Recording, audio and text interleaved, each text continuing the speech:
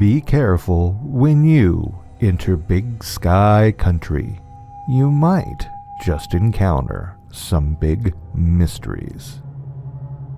Ghosts, cryptids, and demons are entities that can strike fear into the hearts of most. But sometimes, what is even scarier are other human beings. The following stories deal with scary people, including stalkers, potential abductors, and much worse.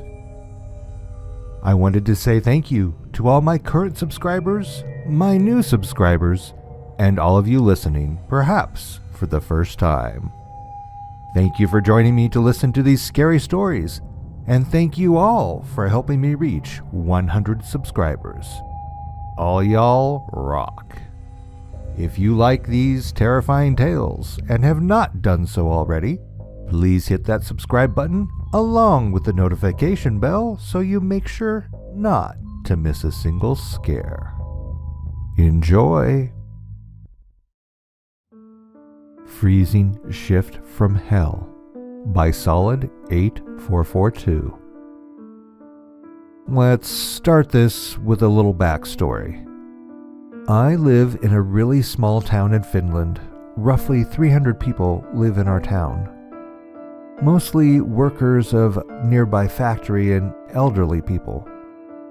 In summertime, our town is busy from tourists and other travelers, but this story happened at wintertime. And in winter, our town is a total ghost town. I work in our town's pub as a bartender, and despite the quiet winters, we keep the pub open for people to have a place to spend time and not get lonely.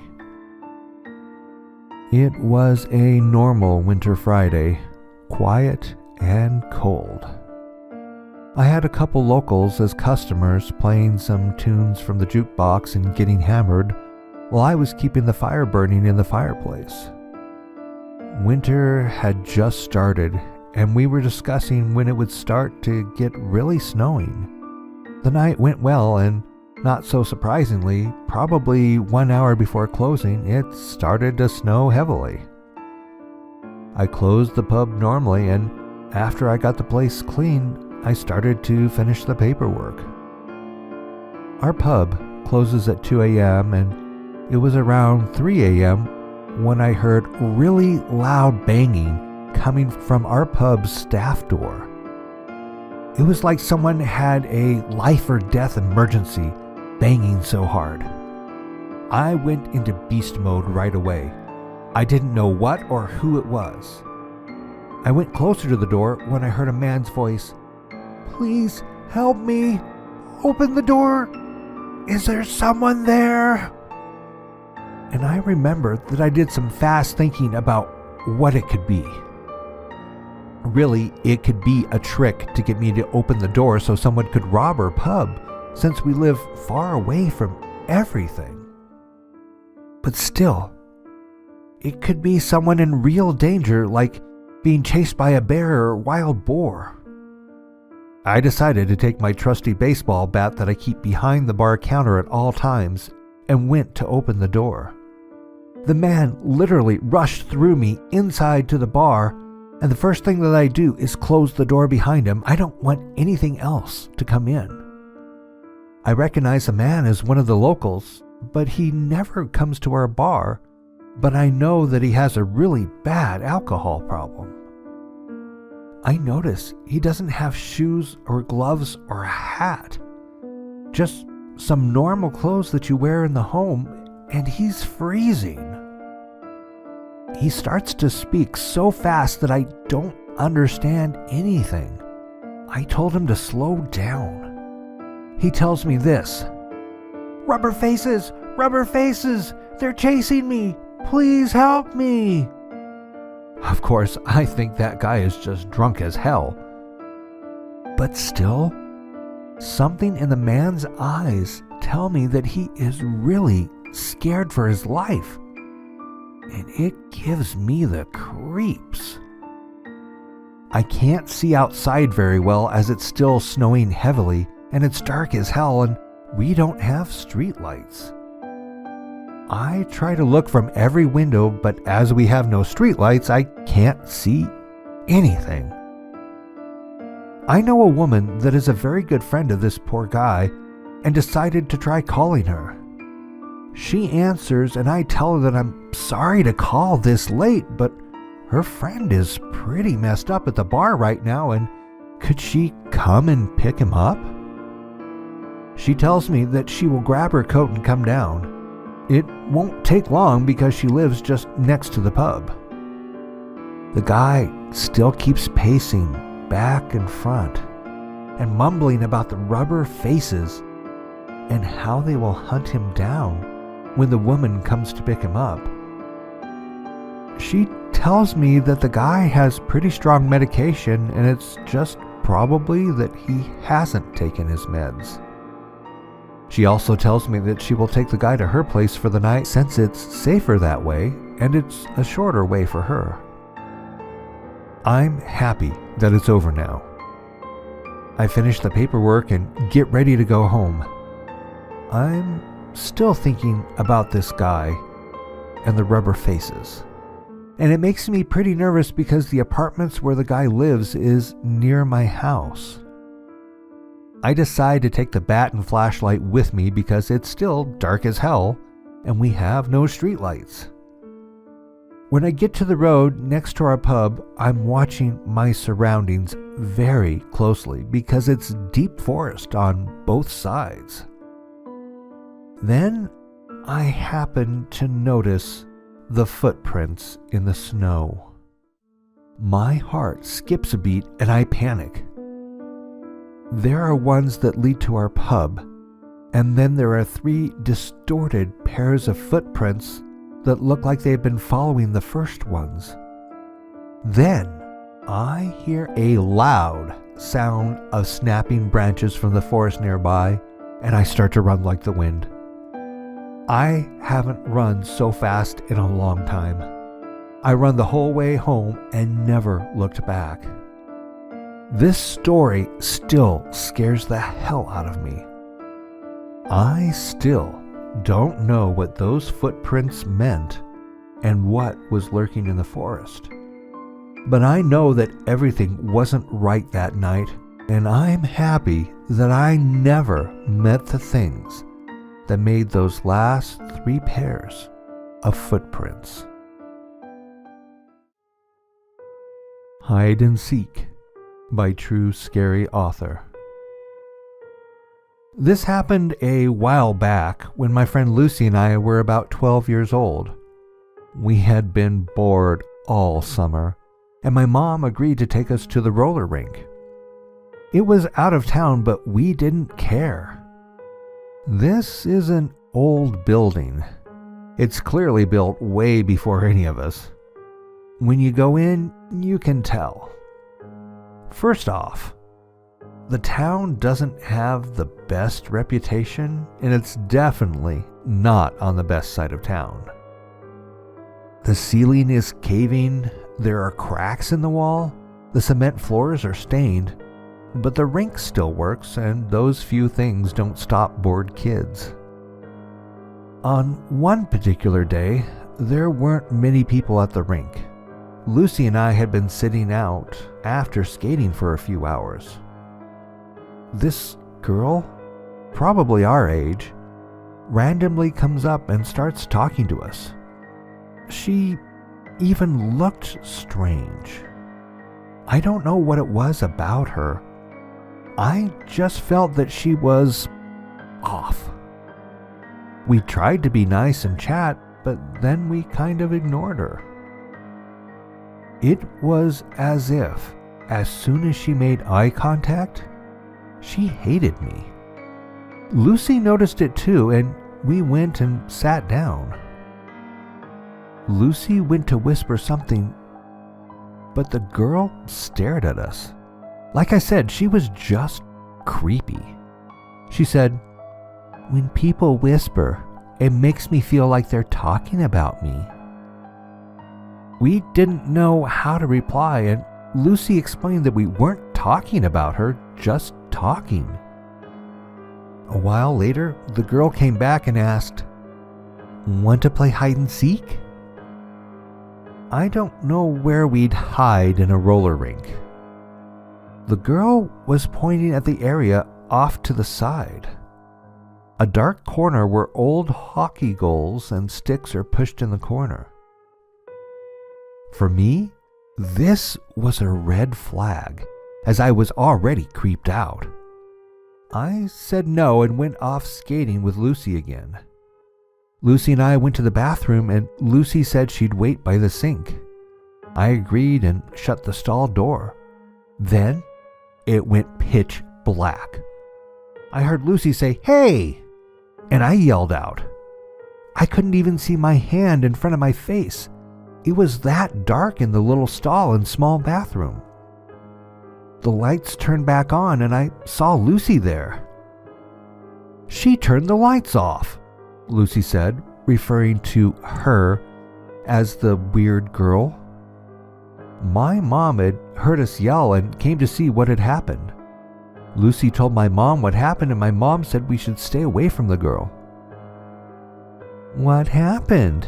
the weird girl asked in a totally fake voice. It was obviously she knew she had done it. "You turned the lights off," Lucy said to the girl. The girl claimed it was an accident, but I knew it wasn't.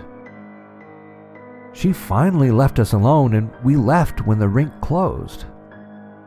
Lucy and I never saw the girl again, but I wonder what would have happened if Lucy wouldn't have came with me, or if we had played hide and seek with this freak. Night Shift at Old Hotel by AviGABS. This is my first Reddit post. It may not be dramatic or particularly scary to some people, but I wanted to share the experience anyway. I recently got a job at a hotel downtown from where I live. I have never worked in the hotel industry before, so I had no idea what to expect. The time between applying for the job and being hired was less than 24 hours, which made me nervous, but I had been looking for several months and couldn't find anything. So I thought I'd take a chance. This hotel is about 150 years old and has plenty of character.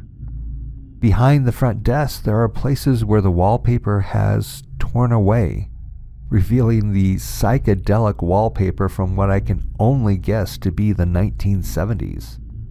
We're talking bright pink, neon green, hookah-induced vision type of wallpaper. The walls and the upper floors are painted bright orange and yellow, and the hallways are narrow enough to give off a shining kind of feel to it. But I'll elaborate on that later.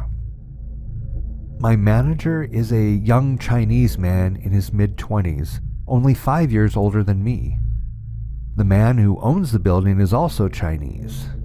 The owner is friendly and kind to employees, but he's also rich enough that he doesn't really care if the hotel isn't up to par.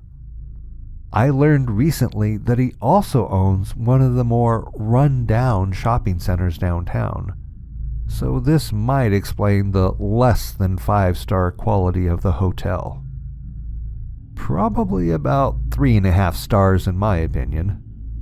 Some people describe the place as quaint, unique, full of character, while others describe it as outdated or disappointing. As a history enthusiast, I would agree that the place is full of character, but I also think the owner should be a little more concerned about keeping the place clean. There are lots of problems in this hotel, including mice, broken toilets, falling ceiling tiles, leaks, and other maintenance nightmares. The fancier rooms on the upper floors have real fireplaces in them, so that adds the risk of fires at the hand of careless guests. Mice are a common problem, and I'm thankful the guests don't have to see all the dusty traps filled with dead rodents in the basement. But by far, the most interesting aspect of the hotel is that it's supposed to be haunted. There are 2 ghosts that have been reported in the building, as well as the adjoining pub next door. Back when the hotel was first built, it had the reputation of being a complete dive. A lady now named Lady Churchill died in the hotel, and her spirit supposedly lingers in the haunted room 49. Guests will occasionally smell her perfume or see her face in the mirror. One of the most frightening stories included someone opening the door only to have Lady Churchill fly at them in fury. On my first day, when my boss toured me around the hotel, he pointed out the haunted room to me. Lady Churchill has also been spotted at the fireplace in the pub arguing with her boyfriend, the other resident ghost, Brady. Brady was stabbed to death on a basement stairwell. The stairwell is not in use anymore as it leads from the street directly into the basement. Instead, it's used to store extra chairs and miscellaneous items. The light is never turned on, which adds more of a creep factor.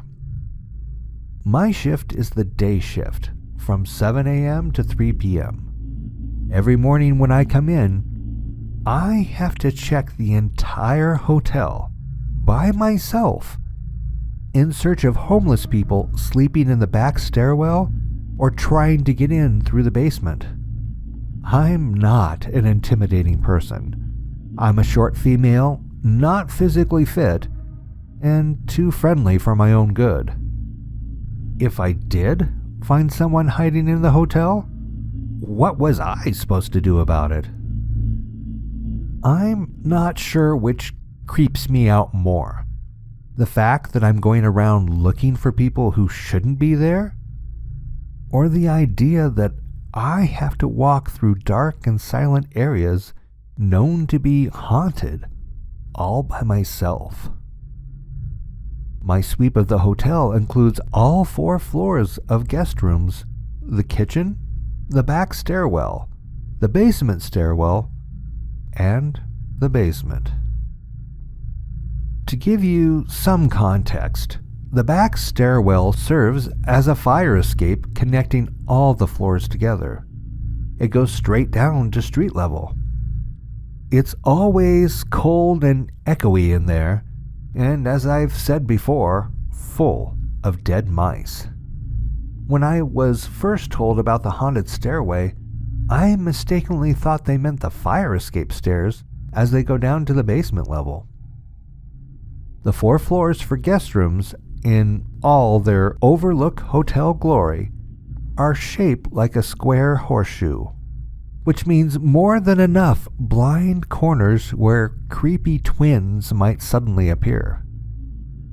Lady Churchill's haunted room is at the end of the hall around one of those blind corners, and yes, I do think about that every time I search the hotel. There is an elevator and an interior stairway, the one guests are supposed to use. Behind the elevator is this old connecting hallway that basically serves no purpose anymore. In the past, it may have been useful, but now it just serves as a secret passageway that goes behind the elevator and comes out on the other end of the horseshoe. This hallway especially needs to be searched for homeless people, drunks, or people having sex. The basement is by far the creepiest part of the hotel. To get there, you can either take the elevator or go through the pub and down the stairs. I prefer to go through the pub because there are some fascinating black and white photos from when the hotel was first built, and I love to look at them. It's also the best place to see the age of the brick foundation. Anyway, the basement is used for storing beer kegs, firewood, planter pots, housekeeping items, and maintenance tools, among other things. It's usually deserted. Now that I know the dark, unused basement stairway is where Brady's spirit is supposed to be, I think I'll try to spend even less time down there. This week is my second week of work, and my boss has put me on the afternoon/evening shift just so I can get a sense of what it's like in case I have to cover anybody in the future. Yesterday was my first late shift, and in that time, I learned a whole bunch of things I didn't want to know from the lady I worked with. This woman, let's call her Peggy, has been at the hotel for 14 years. She's seen all there is to see and is well known for her stories. I listened to some of these stories, and honestly, part of me thinks she's full of it. But the other part is going to cautiously believe her on the off chance that it's true. Here are some things I learned about the hotel in the span of one shift. The man I'm replacing was not actually fired for chronic lateness, as my boss had told me, but instead for sexual harassment. The head of housekeeping, a man I get along with very well, is a friend of his. The day before, Peggy caught a drug addict rooting around in the private back office after hours. We looked over the security footage, and he was definitely searching for something. We now keep the office doors locked.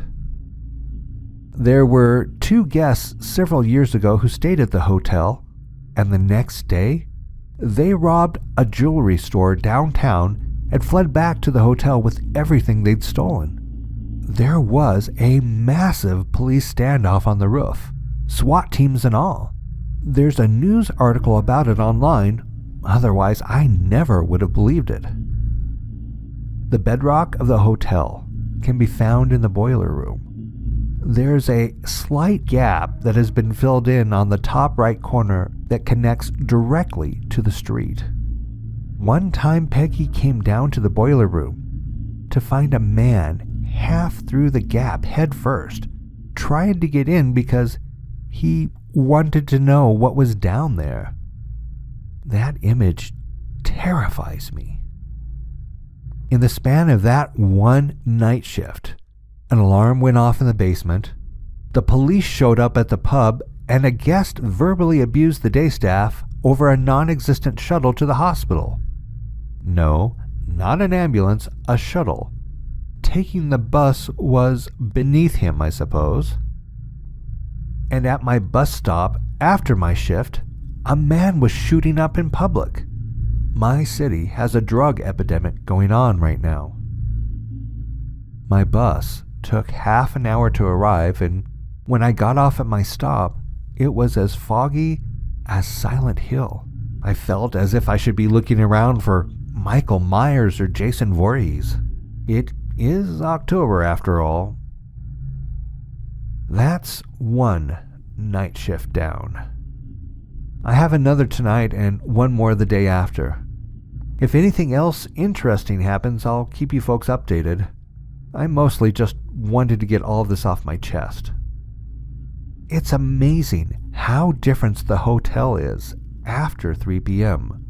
Much louder, that's for sure, thanks to the pub on one side and bar on the other.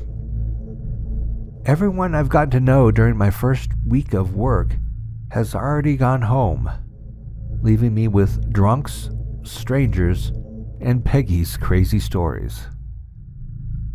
One thing's for sure, after 3 nights of this, I'll never complain about getting up early again. 2 Attempted Break-ins in a Month by manekiigrl. About 3 months ago, I was babysitting my younger siblings while my parents were out.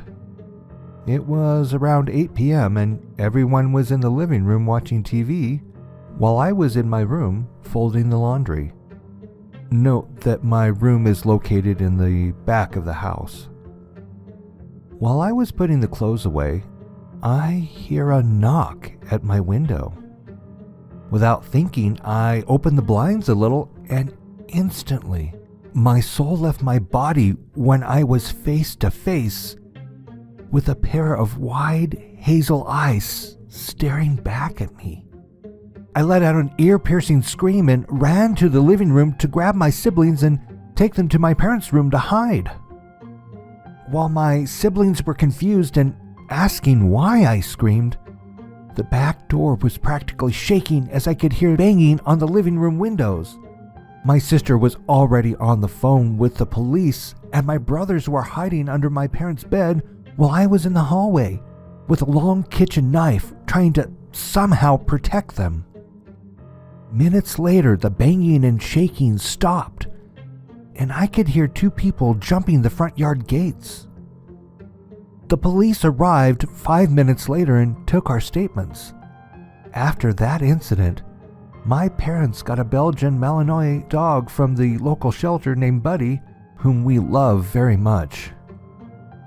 2 weeks later, I was alone at my house with the dog getting ready for school, since school for me started at 10 a.m. because the underclass were taking the state exams and high school seniors like me came to school later. I was feeding Buddy when I hear the front gates shaking, then footsteps walking quickly next to the house, and someone trying to open the back door. Instantly, Buddy's ears picked up and he began growling and barking like crazy. I was about to call the police when the person fled. Unfortunately, the police never caught the person, and I soon forgot what happened. Then, a week ago, someone broke into my dad's car and stole the radio. Yesterday, I was up at 7 a.m. cleaning the living room and decided to have some light in the house by opening the curtains when, sometime later, I see a truck slowly approaching my house. I hid behind a bookshelf so that the driver wouldn't possibly see me through the living room windows.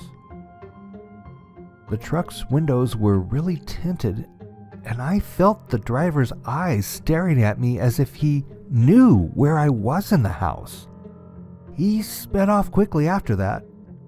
I honestly don't know what's going on, and I hope it doesn't escalate.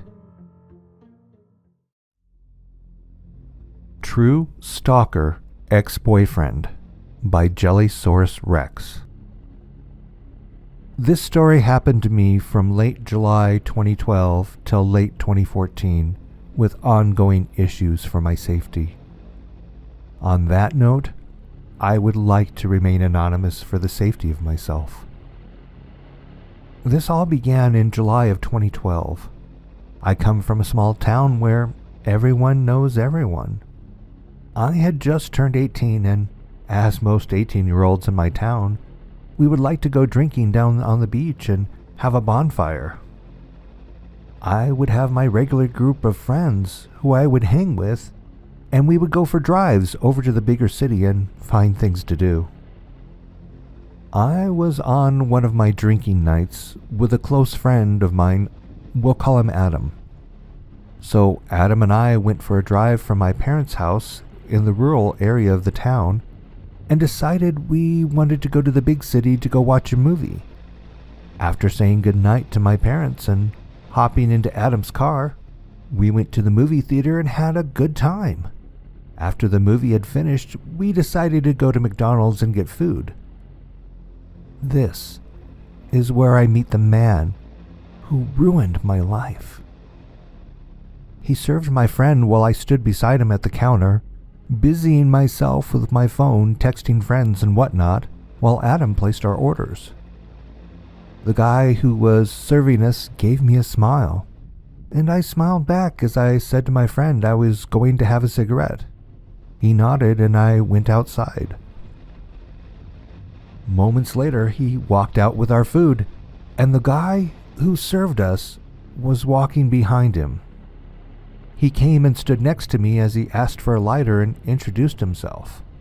We shall call him Chris. So Chris sparked up a conversation and gave me his number and said he would like to take me out sometime for a movie or something. I agreed and made plans to see him the following weekend.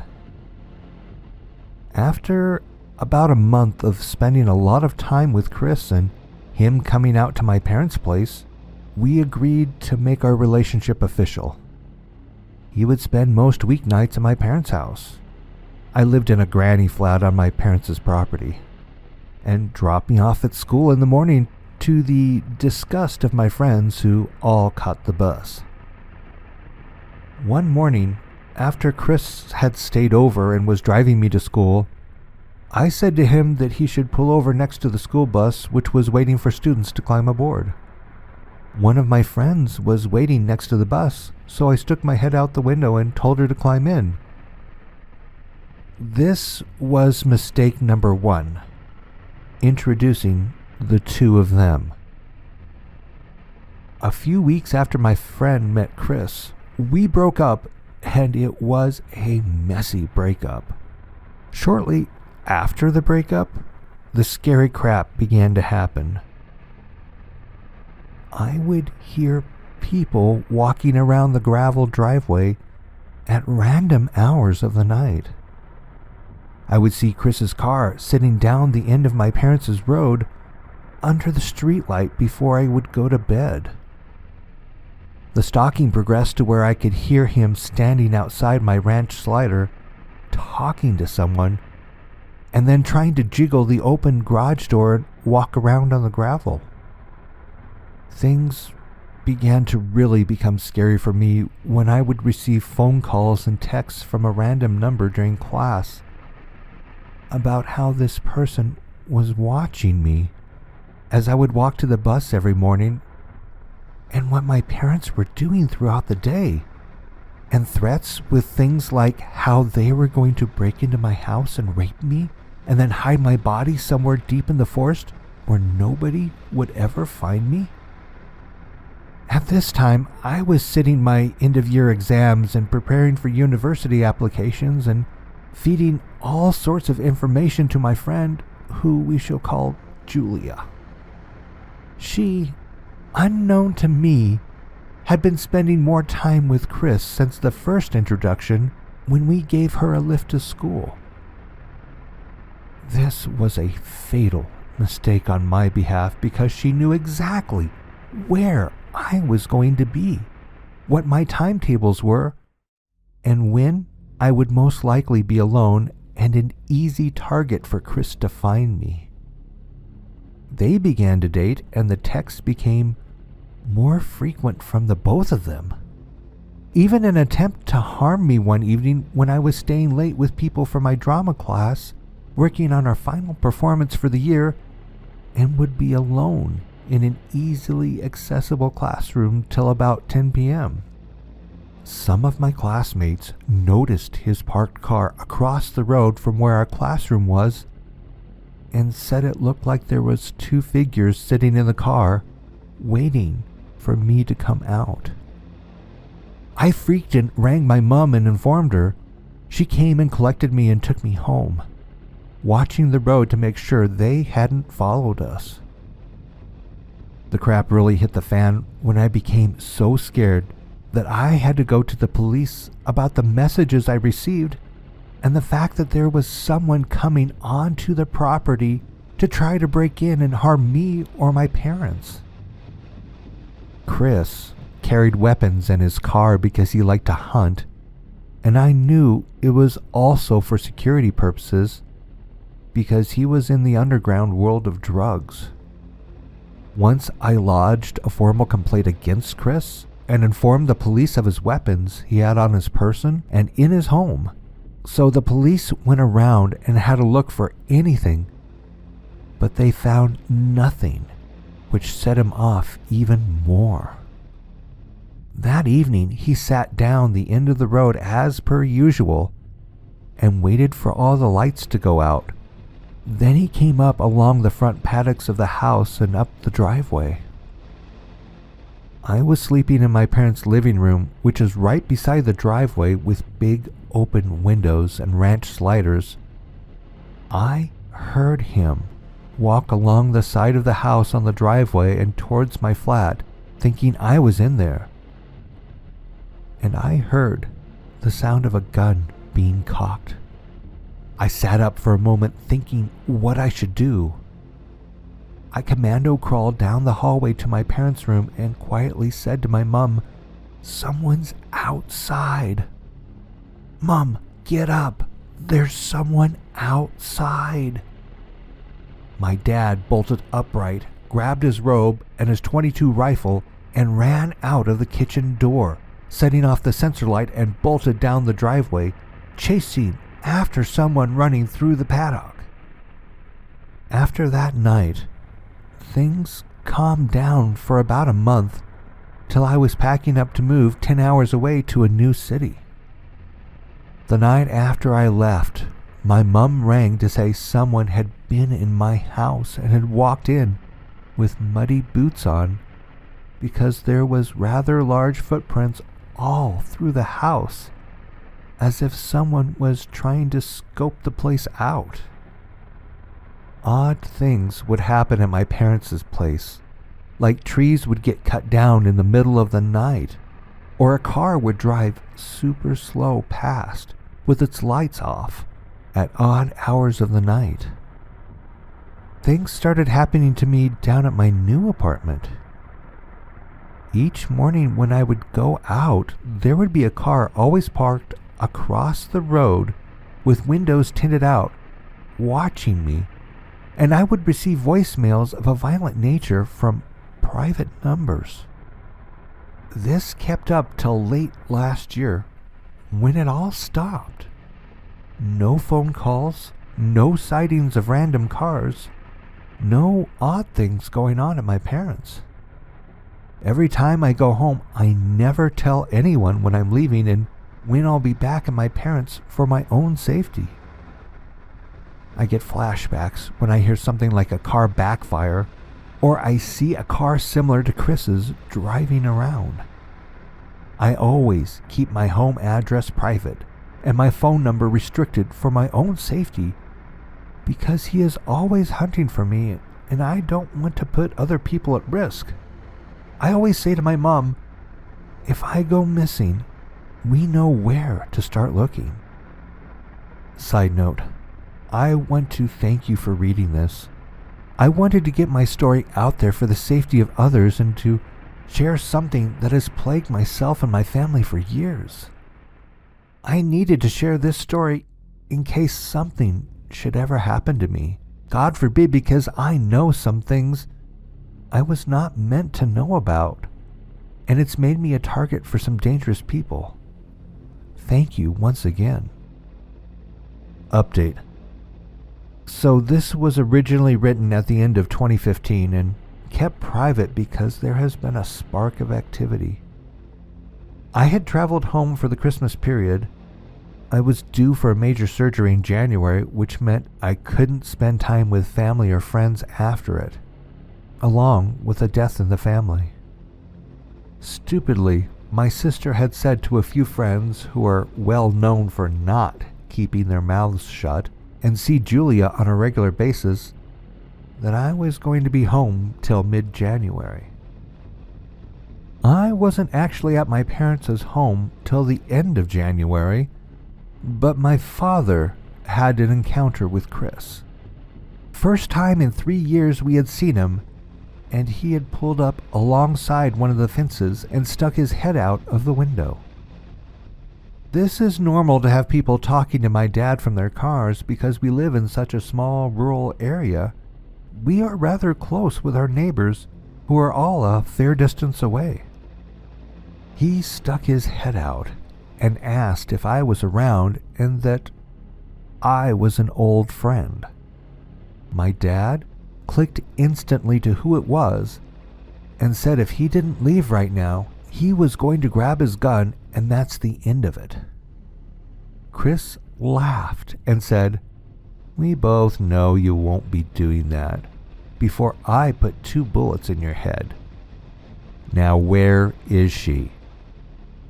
My dad, thinking on his feet, said I was in a hospital 3 hours away, and I'm now living in the biggest city north of my parents' house. He thanked my dad and said to him to watch his back.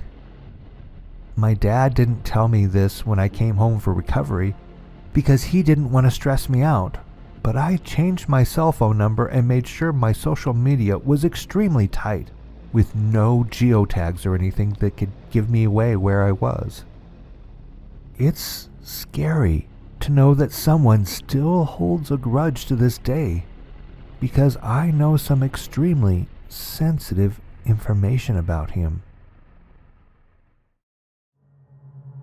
Thanks again for joining me for these scary human stories. If you enjoyed this episode, please hit the subscribe button and notification bell to know when the latest horror is available. Want to hear your true or fictional scary story narrated by me on this channel? Send your story to bigskymysteries@gmail.com or check the description below for more details. Thank you for watching, and I'll see you in your nightmares. Good night.